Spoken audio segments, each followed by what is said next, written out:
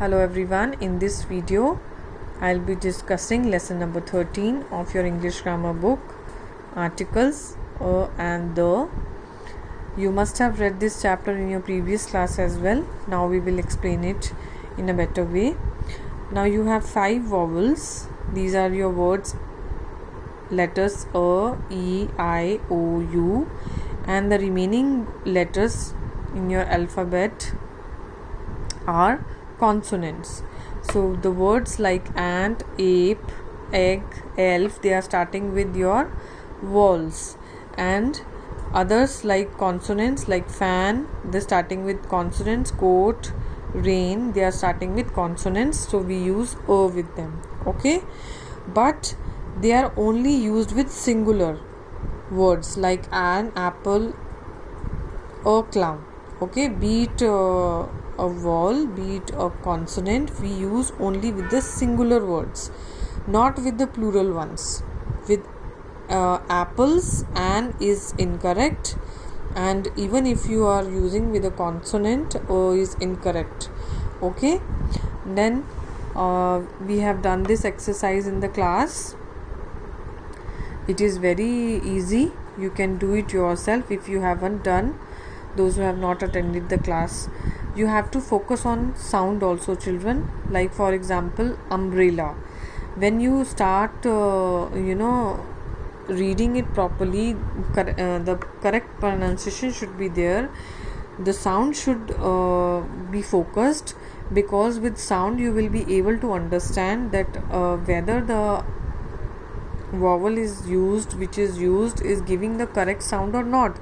Because if you spell uniform में आप जो है और लगाते हैं या द लगाते हैं, एन नहीं लगाते. क्यों? क्योंकि यूनिफॉर्म चाहे वर्ड आपका यू से शुरू हो रहा है, लेकिन उसमें साउंड किसकी आ रही है? य की साउंड आ रही है, जबकि अम्ब्रेला में साउंड आ रही है आपको अ की, जो कि यू की साउंड है. लेकिन यूनिफॉर्म में आपको किसकी साउंड आ रही है? य की साउंड आ रही है, जबकि वो यू से ही शुरू होता है. लेकिन वहाँ पे हम नहीं एन लगाते हैं, क्योंकि वहाँ पे sound is not matching with the vowel. So that's how you have to pronounce it. आपको बहुत ध्यान से उसको प्रोनाउंस करके वर्ड्स को पता लगाना है. अब एन तो हमने देख लिया, एन का यूसेज हमने देख लिया. Now where we use the we have to use for a particular thing और अ पर्सन. जैसे ये सेंटेंस है, I saw an elephant in the forest, the elephant had a small calf. अब आप ये सोच रहे होंगे यहाँ पे एन लगाया, यहाँ पे द लगाया, लेकिन एलिफेंट तो सेम है. नहीं, जब हम पहले सेंटेंस में बात कर रहे हैं, पहले सेंटेंस की बात में हमने क्या बोला कि आई सॉ एन एलिफेंट. वो कोई भी एलिफेंट हो सकता है फॉरेस्ट में. लेकिन सेकेंड सेंटेंस जब फुल स्टॉप के बाद स्टार्ट होता है, तो हम उसी एलिफेंट के बारे में बात कर रहे हैं, हम किसी और के बारे में नहीं बात कर रहे हैं. तब वो जो एलिफेंट है वो एक पर्टिकुलर एलिफेंट हो गया है, इसलिए हमने उसके लिए द एलिफेंट यूज़ किया. और द कहाँ यूज़ करते हैं?